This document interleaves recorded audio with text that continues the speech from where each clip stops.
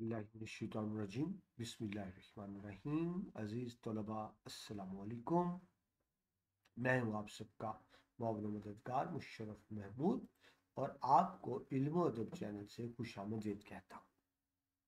हम बेटा इस वक्त साले वाली इस्लामियात के लेक्चर्स कर रहे हैं, चैप्टर 2 इस्लामी तशख़्ख़ुस।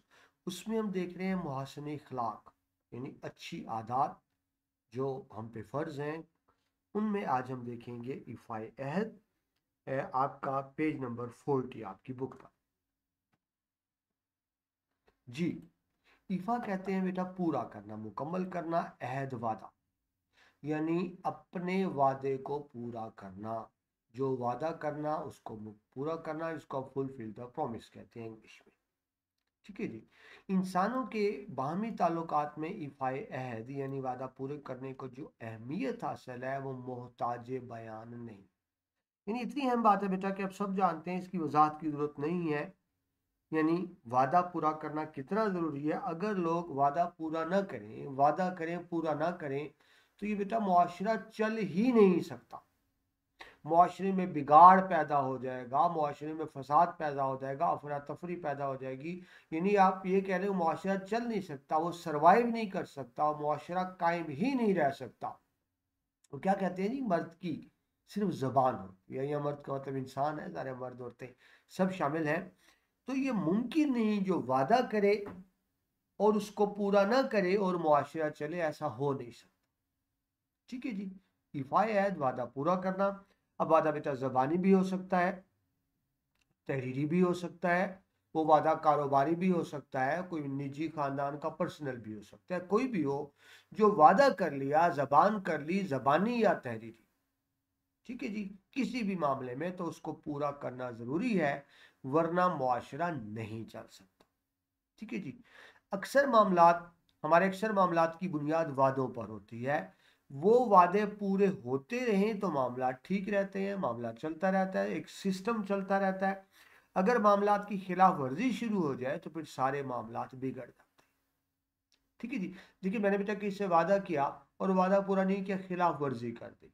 ठीक है, अब जिससे मैंने वादा पूरा नहीं किया उसका मामला बिगड़ गया। उसने आगे किसी और से वादा पूरा नहीं किया, उसका मामला बिगड़ गया। इसकी मैं आसान सी मिसाल दूं।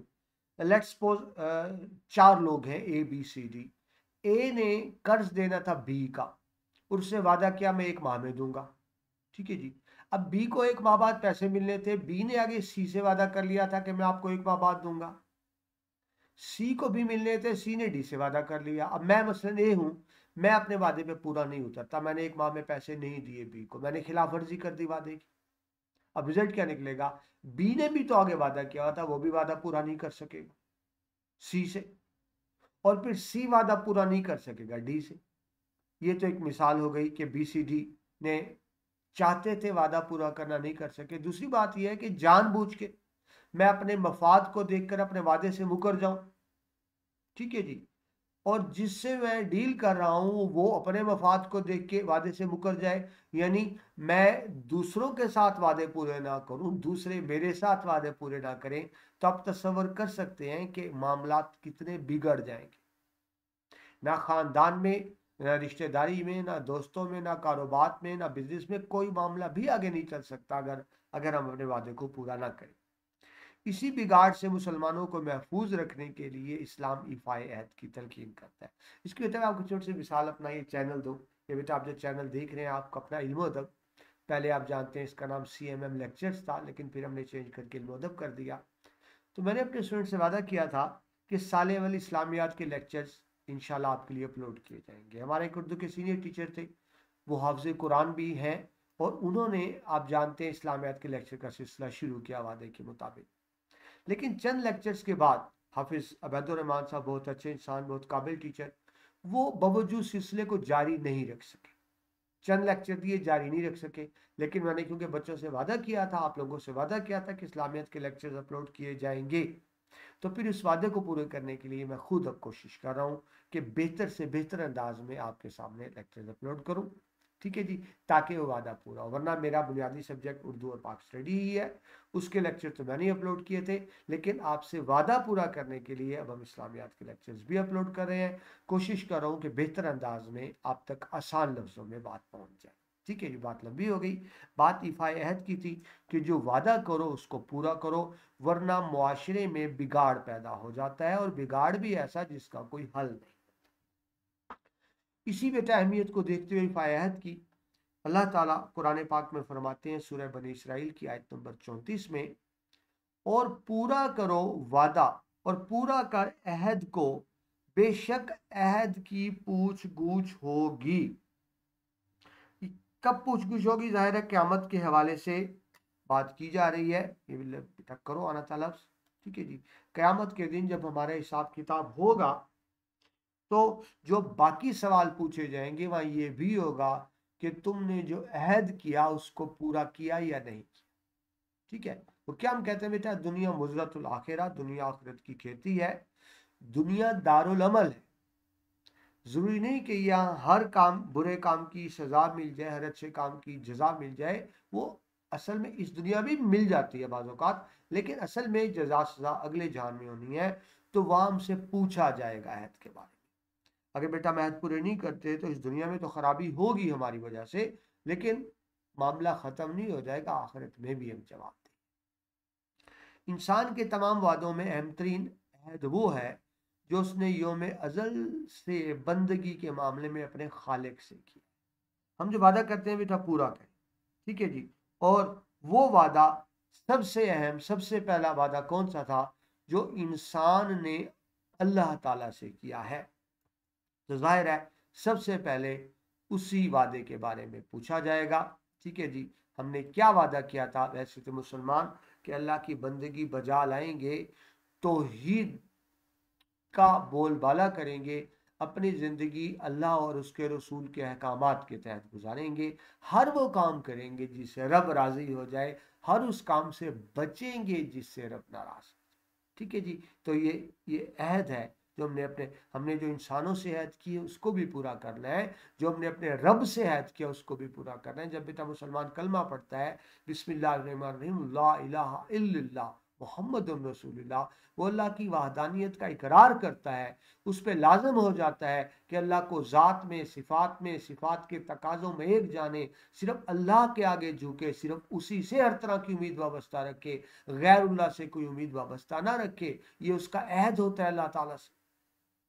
और जब वो कहता है मोहम्मद रसूलुल्लाह सल्लल्लाहु अलैहि वसल्लम, तो ये इकरार करता है कि नबी पाक हजरत मोहम्मद सल्लल्लाहु अलैहि वसल्लम अल्लाह के आखिरी नबी हैं, तो हमने उनकी अताअत करनी है। जब हम इश्क नबी का दावा करते हैं तो हमें ये देखना है कि क्या हमारी ज़िंदगी सुन्नत रसूलुल्लाह सल्लल्लाहु अलैहि वसल्लम के मुताबिक है या नहीं है।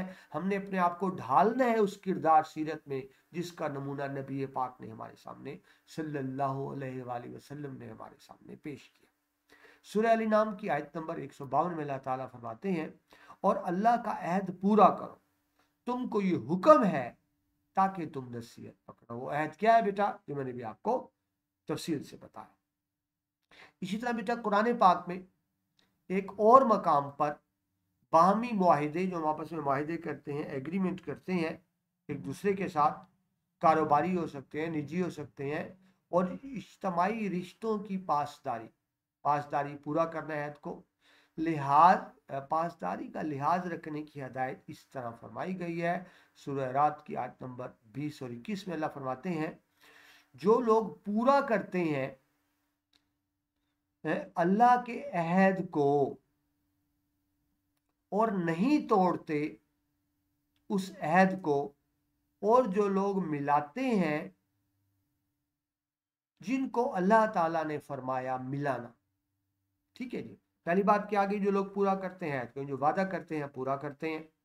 ठीक है, और जो लोगों को मिलाते हैं जिसके बारे में अल्लाह ने हुक्म दिया है कि उनको मिलाया जाए, यानी ताल्लुकात रखे जाएं, रिश्तेदारों से, दोस्तों से ताल्लुकात कायम किए जाएं, उनसे कतई ताल्लुक ना किया जाए।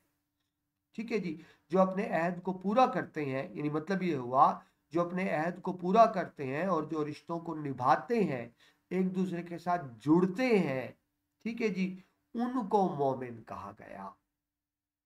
ठीक है जी, तो ये कुरान पाक की बेटा हदायत थी इफ़ा अहद के वाले से। नबी पाक मुस्तफ़ा सल्लल्लाहु अलैहि वसल्लम ने भी सख्त से सख्त हालात में भी अहद की पाबंदी फरमाई।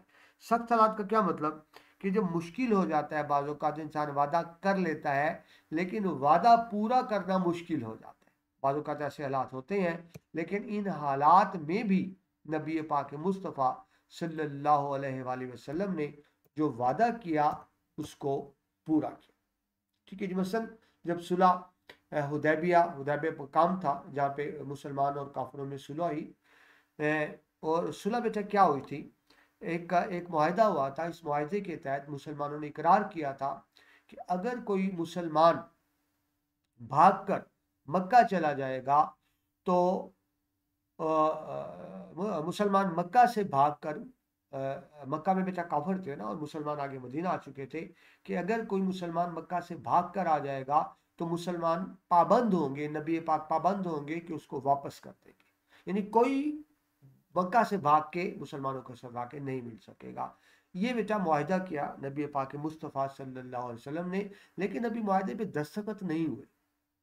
देखिए मुआहिदा फाइनल कब होता है, जब उस पर दस्तखत हो जाते हैं। अभी बात हो रही है, अभी दस्तखत नहीं हुए। इसी दौरान हजरत अबू जंदर रज़ियल्लाहु अन्हु जंजीरों में जकड़े आप सल्लल्लाहु अलैहि वसल्लम की खिदमत में हाजिर हुए। उन्होंने अपने जिस्म के दाग दिखाए कि अहले मक्का ने किस तरह उन पर सख्ती की, अजियत की, और साथ दरखास्त की कि नबी पाक उन्हें साथ मदीना ले जाए, क्योंकि मक्का में मुसलमानों पर जुल्म सितम हो रहा था। लेकिन क्योंकि नबी पाक मुस्तफ़ा सल्लल्लाहु अलैहि वसल्लम ज़बानी वादा कर चुके थे कि जो मुसलमान मक्का से भाग कर आएगा उसको वापस कर दिया जाएगा, तो नबी पाक ने मुआहिदे की पासदारी की। हालांकि अभी मुआहिदे पे दस्तखत नहीं हुए थे, सिर्फ बात हुई थी, लेकिन आपने पासदारी की। उनकी तकलीफ को भी देखा, उनके जख्मों को भी देखा, उनकी अजियत को भी देखा, मिन्नत को भी देखा, लेकिन उनको मक्का वापस जाने का हुक्म दे दिया, क्योंकि मुसलमान ये वादा कर चुके थे। इसको कहते हैं इफ़ाए अहद। नबी पाक मुस्तफ़ा सल्लल्लाहु अलैहि वसल्लम इस शफकत के बावजूद, जो आपको तमाम मुसलमान से शफकत फरमाते थे, आपने अपने हमराओं ने मदीना ले जाने से इनकार कर दिया। क्यों? कि कुरैश मक्का से, कुफार मक्का से मुआहिदा हो चुका था कि जो मुसलमान मक्का से भाग के मदीना आएगा उसको वापस कर। ठीक है जी। हजरत अबू जंदल रज़ियल्लाहु अन्हु की ये दर्दनाक हालत सहाबा इकराम ने भी देखी। सहाबा इकराम भी बेकरार हो गए उनकी हालत देखकर, लेकिन मजबूर थे कि मुसलमान सुलह हुदैबिया में मुआहिदा कर चुके थे कि जो मक्का से मुसलमान आएगा उसको वापस कर दिया जाएगा, उसको पनाह नहीं दी जाएगी। लिहाजा मुआहिदे की पासदारी करते हुए, हजरत अबू जंदल की तकलीफ को भी देखते हुए, लेकिन उनको वापस भेज दिया। यानी इन सख्त हालात में भी मुआहिदे की पासदारी की। हजरत अनस रज़ियल्लाहु अन्हु से रिवायत है कि नबी पाक मुस्तफ़ा सल्लल्लाहु अलैहि वसल्लम अक्सर अपने खुतबों में फरमाया करते थे, जिसे वादे का पास नहीं उसमें दीन नहीं। यानी दीनदार होने की, मुसलमानों में होने की बुनियादी शर्त क्या है कि वादे का पास किया जाए, वादे का एहतराम किया जाए। जो मुसलमान है, कलमा गो है, लेकिन वादे का पास नहीं करता, तो कहा गया वो हम में से है ही नहीं, मुसलमान ही नहीं है। ये अहमियत है। हम तो बेटा इसको टेक्निक समझते हैं ना, वादा करके मुकर जाना है, इसको अपनी चाल समझते हैं, टेक्निक समझते हैं। बेटा ये गुनाह है, ये गुनाह है, जिससे मना फरमाया अल्लाह ताला ने, नबी पाक मुस्तफ़ा सल्लल्लाहु अलैहि वसल्लम ने, और क़यामत पे इसकी भी पकड़ होगी कि वादे का पास क्यों नहीं किया गया। हमारे लेन देन के जुमला मामलात और बामी हकूक इफ़ाए अहद ही के ज़ेल में आते हैं। इफ़ाए अहद है जब रोज़मर्रा मामलात कर रहे हैं, मुआहदे कर रहे हैं, वादे कर रहे हैं। लिहाजा दीनदारी का तकाजा ये है, यानी इस्लाम हमसे तकाजा करता है कि हम उसकी पासदारी करें, जो वादा करें उसको पूरा करें। अगर हम वादा पूरा नहीं करेंगे, मुआशरे में इसरार आएगा, बेचैनी होगी, और ये सिस्टम नहीं चल सकेगा। ये मुआशरे की ज़रूरत भी है, ये अखलाकियात में भी शामिल है, ये दीनी अहकामात में भी शामिल है, ये फ़राइज़ में भी शामिल है। ठीक है जी। अल्लाह ताला मुझे, आपको, हम सबको इफ़ाए अहद की तौफीक अता फरमाए कि हम जो वादा करें उसको पूरा करें, कि इसी में मुआशरे की खुशहाली है। एंड पर मैं पीटर से एक बात ऐड कर दूं, मैंने आपसे वादा किया है कि ये बुक आपको अच्छे अंदाज से सादा अल्फाज में कंप्लीट कराने की कोशिश करूंगा, और इंशाल्लाह मुकम्मल होगी। आप भी मुझसे वादा करें कि मैं जो आपसे बात करूं एक एक लफ्ज़ को गौर से सुनेंगे, समझेंगे। अगर बेटा आप सिर्फ तवज्जो से सुन समझ लेते हैं तो फिर आपको रटा मारने की ज़रूरत नहीं पड़ेगी, इंशाल्लाह आपके अच्छे नंबर आ जाएंगे। अल्लाह हम सबको हिफायत की तौफीक अता फरमाए। आमीन सुमा।